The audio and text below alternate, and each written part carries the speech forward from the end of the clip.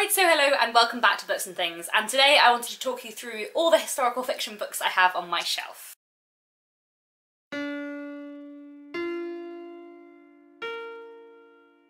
So I really enjoyed making March focused on non-Victorian classics, and I actually got a lot read in March, much more than I tend to get read in a month. So having these kind of themed months where I pick a particular theme and read mostly books from that theme seems to work quite well, so I thought I would do the same in April, and that this month I would focus on historical fiction. So I've gone through my bookshelves and picked off all of the historical fiction novels that I own. There are 16, so there is no way I'll be getting through all of them in the month of April, but hopefully I will manage to get to a fair few. I'm also going on holiday for a week in April, on a fairly relaxing, quiet holiday, so I'm hoping to get quite a lot of read there, and then as well in sort of the rest of the month. So hopefully I'll get to quite a few of these, but by no means all, because there are quite a lot. I'm going to go through these vaguely in date order of when they're set. First up we have The Western Wind by Samantha Harvey. I'm definitely hoping to read this in April because it's not very long. It came out in March. I have a review copy and I really like Samantha Harvey. I've read two of her books before, The Wilderness and Dear Thief, and she was also one of my tutors on my creative writing masters that I did a few years ago, so I know that she is very nice as well as being a very talented writer. This is a historical fiction novel set in the 15th century about a village priest investigating a mysterious death. It sounds wonderful, and I know I love her writing, so I'm very, very excited, and we'll definitely be getting to this one this month. On to some books set in 19th century Britain. First up, and one I am really hoping to get to this month, is The Crimson Petal and the White by Michelle Faber. This has been on my TBR for a while, and it has been highly recommended to me by many people's opinions who I trust, notably Olivia Pope and Jen Campbell on BookTube.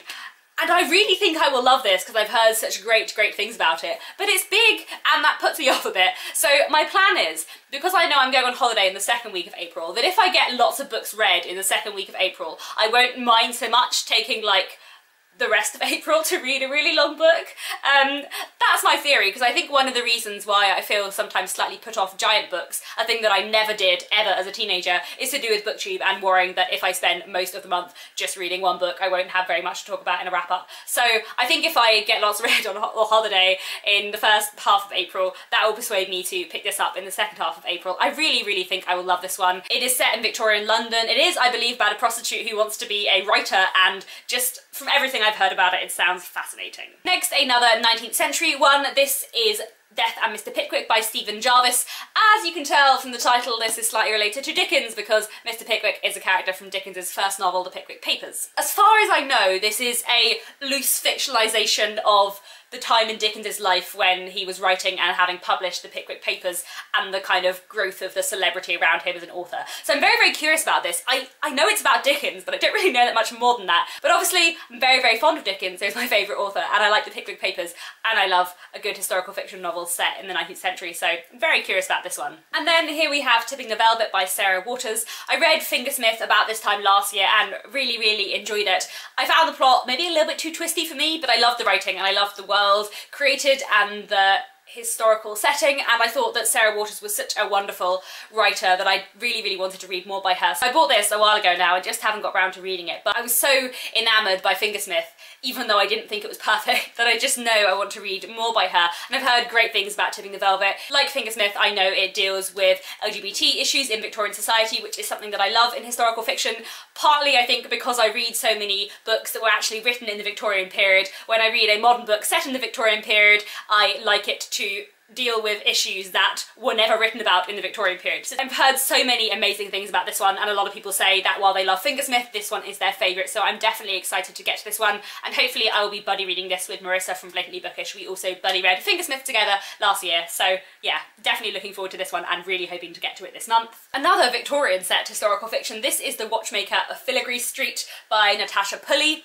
So this came out quite a few years ago now. In fact, when it came out I was working at Foyle's bookshop and I saw this everywhere and really wanted it and never got it because I was already like using my staff discount far too much and I acquired a lot of books in the 4 months I worked at Foyle's. But after I left I kept thinking about this book a little bit, and then I bought this finally back in October last year.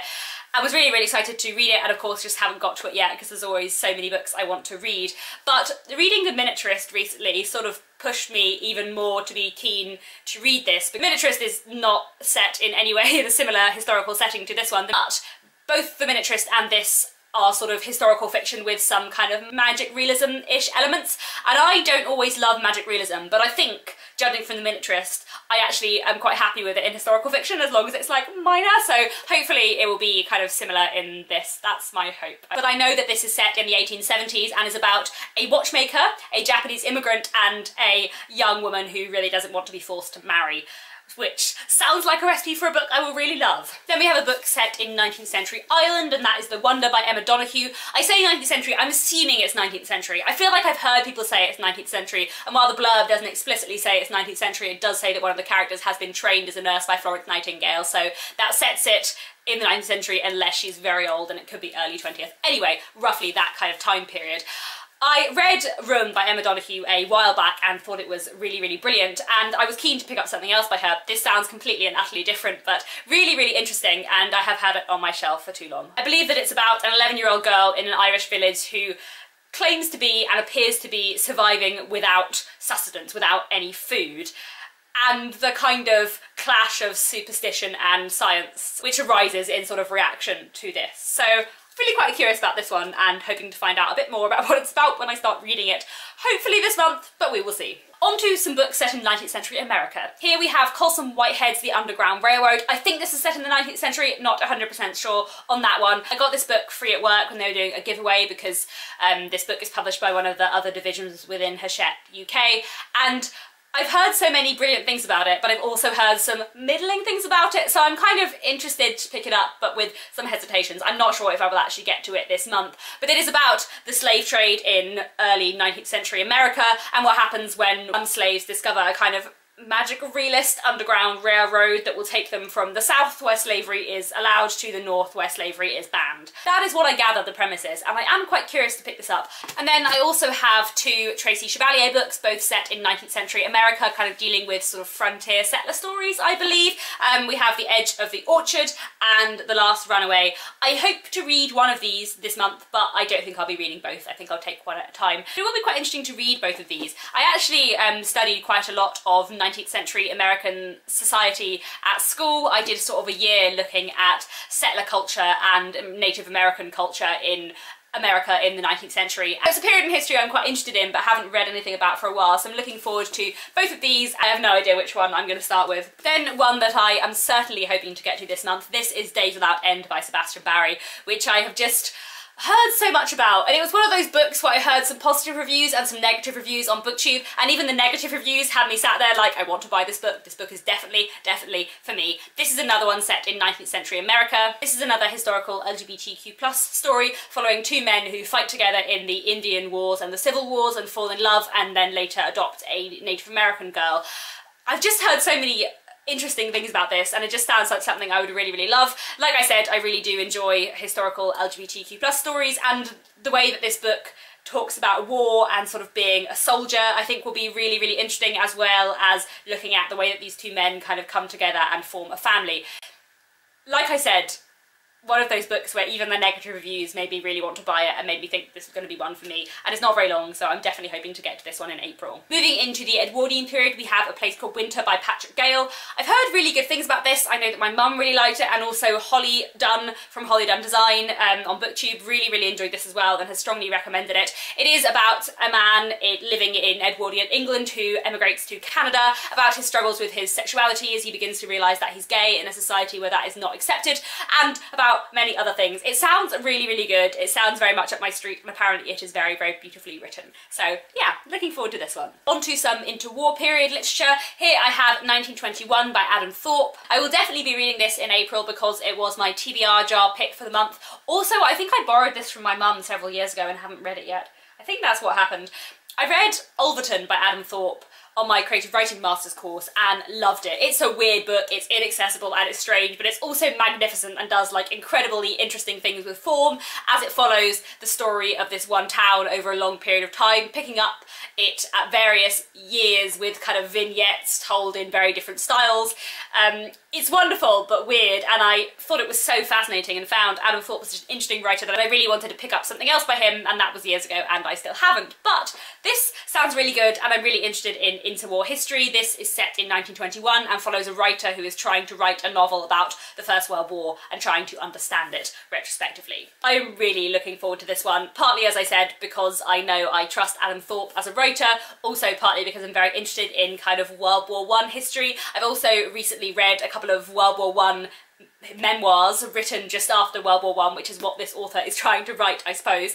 And also I'm currently writing historical fiction to which World War I and the interwar period is very, very important. So many reasons why I should pick this up this month. Let me know if you've read it, because I hear Adam Thorpe talked about very, very little on BookTube, and I think that is a shame. Another interwar period book. This is An American Decade by Richard Aronovich. It's one of those books that I've been meaning to read several times, and something has always ended up taking priority, but it's set in 1930s America. It's about a man who leaves Germany in 1930 and emigrates to America. That's a period of history I find very, very interesting, so I think this will be quite an interesting one, and one I think I just need to push myself to finally read. It's not very long, so this might be one that I take on holiday with me, and we'll see how much I enjoy it. I also have Mr. Fox by Helen Oyeyemi. I bought this a while ago, mostly just because I wanted to get something by Helen Oyeyemi, because I'd heard good things about her, and then since then I've kind of heard middling things about her, which made me a bit uncertain about picking this up, but again, it's not a very long one, so I might try and push myself to read this month. This is set in 1938, and is about a famous author and his relationship with one of the characters he has created who kind of comes to life. So it sounds a bit surreal, magic realist, which I am kind of on the fence of. Sometimes I like, sometimes I don't like that much, but I do like books set in the 30s, and I do like books about writers, and I believe that We No Wonders really enjoyed this, and I think that might be another reason why I got it. So hopefully I will enjoy this one, we'll see. Then I also have Two Brothers by Ben Elton. This is a book about Nazi Germany in the Second World War. I received this in the Read and Relax subscription box a couple of months ago. This is probably lowest on my list. I find World War II fiction really, really interesting, but I have read one book by Ben Elton before, Time and Time Again, I think it was called. I didn't love it. I found it, the writing sort of not great, and the gender roles were quite sort of stereotyped in a way that I found a bit irritating, especially in a kind of action historical fiction. So I feel like I ought to give Ben Elton another chance, and I think this is a time period that would really interest me, but because it's quite big and I don't feel that excited about reading some Ben Elton, I think this is probably not one I'll get to this month, and probably one that I will end up getting to when it comes up in my TBR jar, and that makes me read it rather than before, but we'll see. Finally, the last book in this long historical fiction TBR. This is A God in Ruins by Kate Atkinson. I read Life After Life by Kate Atkinson years ago, 5 years ago, maybe, a long time ago, and I loved it. It was one of my favourite books that I'd ever read. It remains like a book that has a big hold on me and that I think about often, that was incredible. And then I read a short story collection by Kate Atkinson quite soon afterwards. I didn't love it, it was fine, but I didn't adore it, it didn't have the same hold on me. And so, although I acquired A God in Ruins, I just haven't been moved to read it. It's kind of a spin-off of Life After Life. It's about one of the characters that features in Life After Life. And I think one of the reasons why I haven't picked it up is partly because I have a feeling this won't compare to Life After Life, and also I'm not sure that character in Life After Life needed a novel written about them. Nonetheless, this is a book set in World War II, and like I said, World War II fiction is definitely up my street, and I loved Life After Life so much, and I thought the way Kate Atkinson wrote about the Second World War, and particularly about the Blitz in Life After Life, was so harrowing and brilliant that I should trust her more than I do.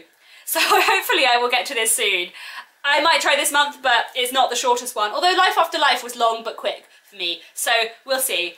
I might try and take this on holiday with me, and we'll see what happens. I'm gonna have no room in my suitcase anyway. There we have it. I have a massive pile of books beside me. I don't think I realised quite how much historical fiction I owned, but I'm really excited to get to all of these at some point in the future. Hopefully, maybe let's say half of them this month. Let's set it at a reasonable target.